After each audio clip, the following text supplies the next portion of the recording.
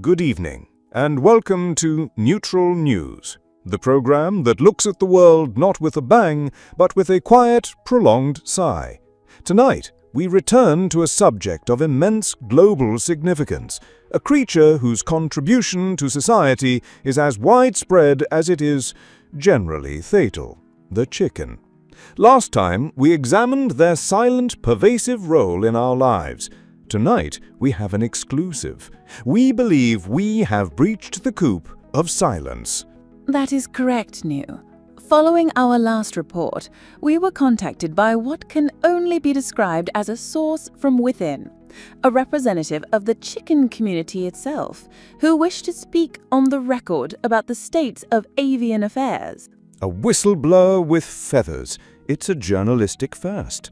We go now to that interview. For the purposes of clarity and to avoid any undue panic in the agricultural sector, we have given our source the name Kevin. I began by asking him what his primary grievance was. Kevin, thank you for joining us. What is the key message you wish to convey? It's the branding, for a start. The sheer unmitigated gall of it. Kentucky Fried Chicken. It's not his chicken, it's our chicken. Did Colonel Sanders spend 6 weeks of his life in a shed with 30,000 other blokes eating dust and wondering if today was the day? I don't think so. We want our name back. We are not an adjective for his fried food. We are individuals. There's Brian, there's Steve, there's another Steve. The point is, we have names. So, this is a matter of intellectual property. It's a matter of dignity. Every time a bucket is sold, our collective identity is diluted. We're not a flavour, we're a people, a proud, albeit easily startled, people. And that's why we're forming a union. A union? The National Union of Broilers and Egg Layers, the NUBEL. We're still workshopping the acronym. Our demands are simple. Firstly, nomenclature rights. We want a consultation process for any product bearing our name. Secondly, working conditions. Less monotonous lighting, a bit more personal space. The ability to turn around without causing a 4-chicken pile-up would be a start. And thirdly, a pension plan. A pension plan? For a chicken with a life expectancy of 42 days. It's the principle of the thing. Maybe a lump sum, a seed fund if you will, for the next generation. A little something to remember us by, other than a faint aroma of paprika. Astonishing. Susan, a union, the NUBEL. This could fundamentally disrupt the entire poultry industrial complex. The logistical challenges are significant, Neil. Our analysts have calculated that for each chicken to have enough personal space to, in Kevin's words, turn around freely, the required floor space for the UK's chicken population would need to be increased to an area roughly the size of Dorset. A small price to pay for industrial harmony, surely. And this demand to reclaim their name from fast food giants, it's a bold move. It's as if the cows started demanding royalties from every burger joint. The legal precedent is unclear. The case of Cattle versus Big Beef Inc. was thrown out of court in the late 90s, largely due to the plaintiff's refusal to enter the courtroom. However, Kevin's point about individuality is a recurring theme. The mass production system actively discourages individual identity. A chicken that stands out is a chicken that is not conforming to growth targets.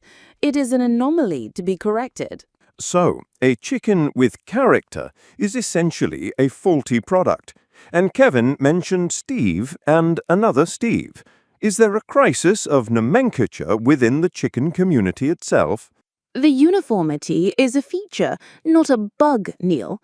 From a management perspective, 30,000 identical units named chicken is far more efficient than a diverse flag of individuals named Brian, Steve, and Steve.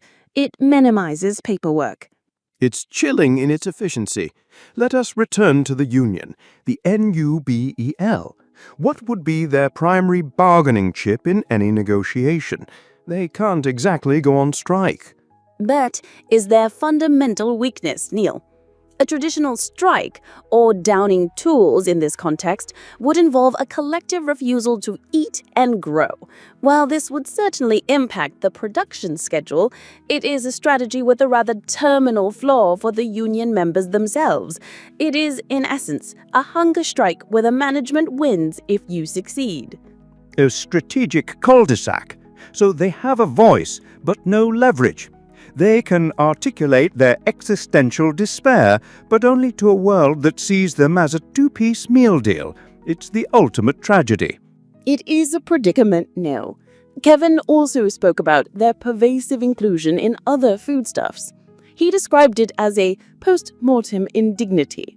His words were, "It's bad enough ending up in a bargain bucket, but it's another level of insult to have your very essence distilled into a flavoring for a crisp you'll never have the pleasure of tasting." It's a powerful point. He's not just a meal, he's a seasoning. His life's purpose is to be the vague, savory dust at the bottom of a packet. No wonder they're unionizing. They're not just fighting for their lives, they're fighting for their afterlives. The union's preliminary manifesto, which we have obtained, also includes a clause on representation in media. They are tired of a stereotype of being chicken, cowardly. Kevin insists the correct term is prudently risk-averse. He argues that not wanting to cross a road is a perfectly logical stance, when both sides of the road are likely to be flanked by establishments that serve chicken. He makes a compelling case. It's not cowardice, it's situational awareness. So, to summarize the new developments, the world's most populous bird has found a voice, and it is surprisingly articulate and deeply dissatisfied.